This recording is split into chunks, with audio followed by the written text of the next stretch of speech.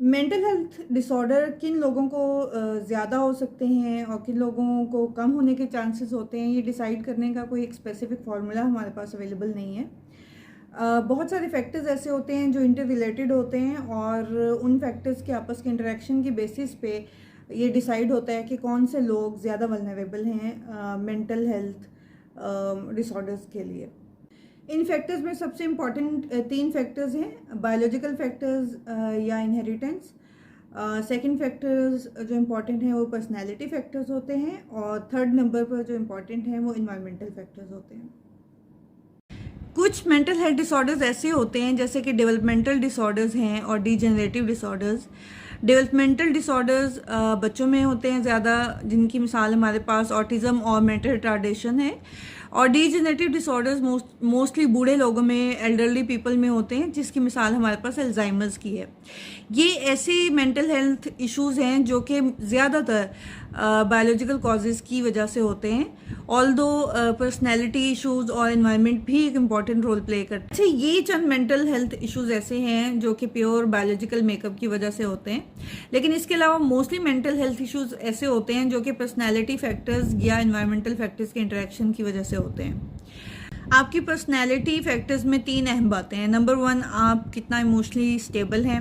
जो लोग emotionally unstable होते हैं, मिसाल के तौर पे वो अपने इमोशंस को प्रॉपर तरीके से रेगुलेट करना नहीं जानते, यानी फॉर एग्जांपल अगर उनको गुस्सा आया है तो उनको समझ नहीं आती कि कौन सी सिचुएशन में गुस्से का इजहार करना है, कौन सी सिचुएशन में गुस्सा कंट्रोल करना है।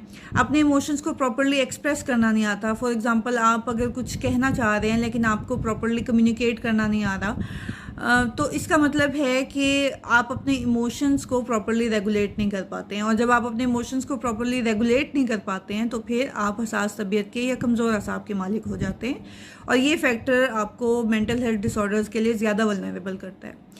इसी तरह आप अपनी थॉट प्रोसेस को किस तरीके से रेगुलेट करते हैं। आपके जहन में नेगेटिव थॉट्स आती हैं जब, तो आप उनको पॉजिटिव थॉट्स के साथ या रैशनल थॉट्स के साथ कितना अच्छे तरीके से रिप्लेस कर सकते हैं। अगर आपके जहन में बहुत सारी सोचें हावी हो जाती हैं तो क्या आप इस काबिल हैं कि आप अपने जहन से उन सोचों को निकाल सकें, अपने अटेंशन डाइवर्ट कर सकें और आप मंतकी तौर पे, लॉजिकल तौर पे डिसीजन मेकिंग करने के अहल हैं या नहीं है। लास्ट इंपॉर्टेंट फैक्टर्स आपकी आदतें हैं और बिहेवियर्स हैं।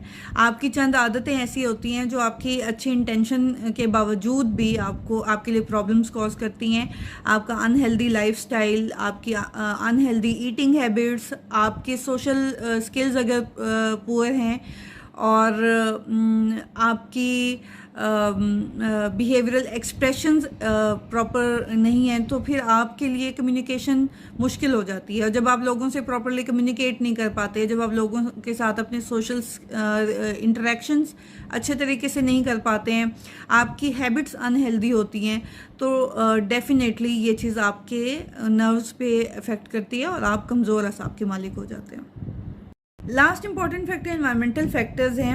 इन कंक्लूजन ये 3 फैक्टर्स हैं जो कि मेंटल हेल्थ इश्यूज़ की तरफ लेके जा सकते हैं, जिसमें इनहेरिटेंस है, पर्सनैलिटी इश्यूज़ हैं और एनवायरनमेंट।